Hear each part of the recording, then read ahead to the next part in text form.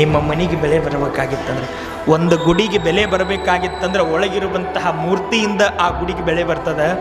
ನಿಮ್ಮ ಮನೆಗೆ, ನಿಮ್ಮ ಮನೆತನಕ್ಕೆ ಬೆಲೆ ಬರಬೇಕಾಗಿತ್ತಂದ್ರೆ ನಿಮ್ಮ ಮನೆಯೊಳಗೆ ಎಂತಹ ಜನ ಅದಾರ ಅನ್ನೋದ್ರ ಮ್ಯಾಗ ನಿಮ್ಮ ಮನೆತನಕ್ಕೆ, ನಿಮ್ಮ ಮನೆಗೆ ಬೆಲೆ ಬರ್ತದೆ ಅನ್ನೋದನ್ನು ತಾವು ಅರ್ಥ ಮಾಡ್ಕೊಳ್ಳೋದು.